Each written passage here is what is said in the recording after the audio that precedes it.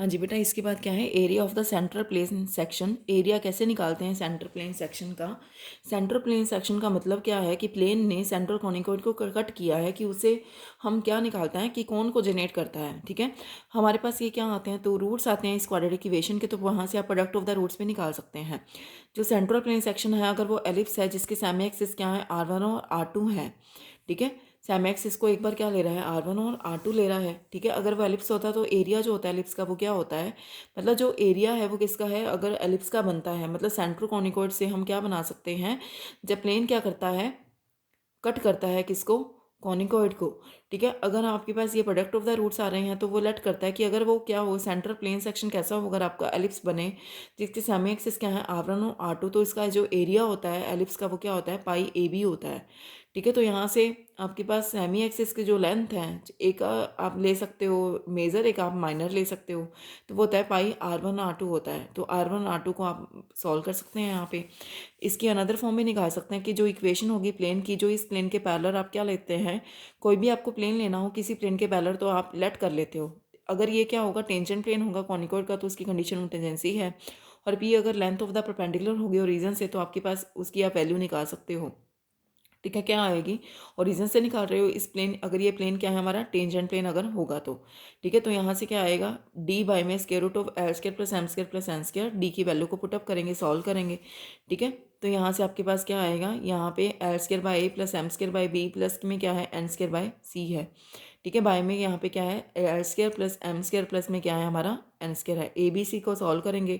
ठीक है, तो यहाँ पे इसको सॉल्व करने से ये आ जाएगा, ये उधर चला जाएगा, तो एरिया ऑफ द सेक्शन क्या बनेगा आपका यहाँ पे, ये क्या है हमारा, square root of B C L square plus E A M square plus A B N square, by में क्या है, square root of L square plus M square plus N square, इसकी वैल्यू क्या हो जाएगी हमारे पास, 1 हो जाएगी। ठीक है, ठीक है, उसको आप यहाँ पे आप पुटअप कर दें तो आपके पास क्या बनेगा, pi by P under root of ABC आपका बन जाएगा।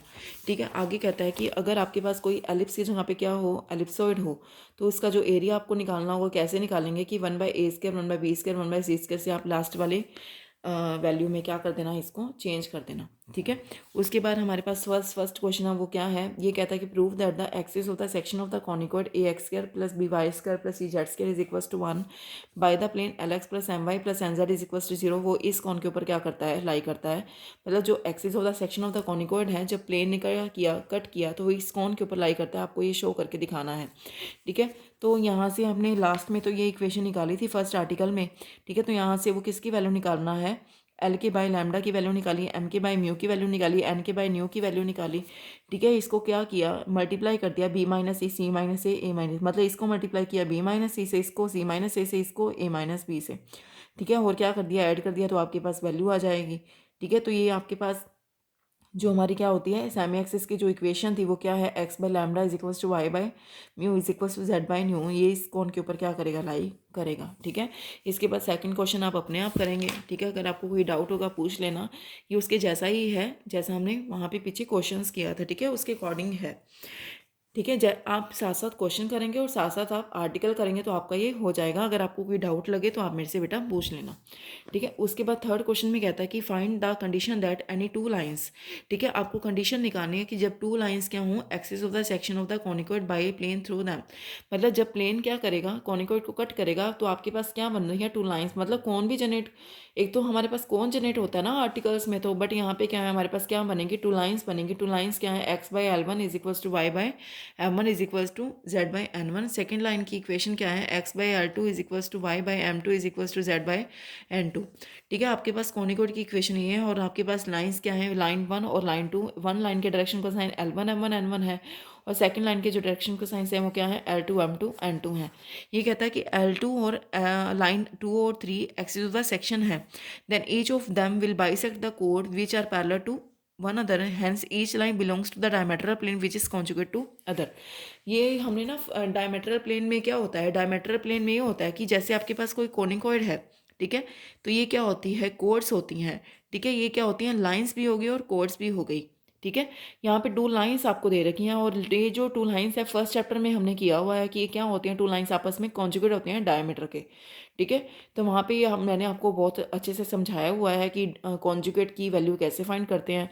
तो equation of the diameter plane जो होता है लाइन 2 के अकॉर्डिंगली, ठीक है, इस लाइन के अकॉर्डिंग और इस लाइन के अकॉर्डिंग हमारे पास डायमीटर प्लेन की जो इक्वेशन है, क्योंकि लाइंस क्या होती हैं आपस में पैरेलल होती हैं, तो यहाँ पे पैरेलल है तो यहाँ पे a l one x plus b m one y plus c n one z is equals to क्या हमारे पास 0 है। तो लाइन 3 जो है फर्स्ट वाली प्लेन में क्या करेगी, इस प्लेन में अगर लाई करती है, कौन सी लाइन, ये वाली लाइन। ठीक है।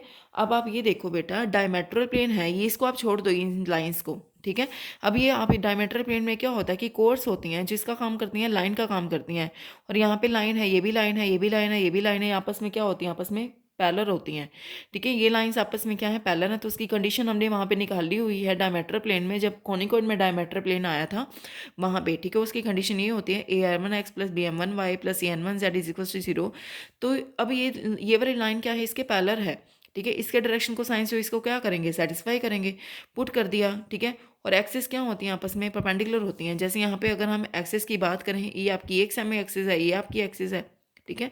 दोनों आपस में क्या होती है, परपेंडिकुलर होती हैं। अगर एक्सिस आपस में परपेंडिकुलर है तो लाइंस भी क्या होंगी, आपस में परपेंडिकुलर। ठीक है। परपेंडिकुलर होगी तो दोनों के डायरेक्शन को साइंस क्या होंगे, L1R2 plus M1M2 plus N1N2 is equal to 0। और फोर्थ और फिफ्थ क्या है, इसकी रिक्वायर्ड कंडीशंस हैं। अगर एक्सिस आपस में परपेंडिकुलर हो गई, ठीक है, क्योंकि लाइंस तो आपस में ये पैरेलल हैं।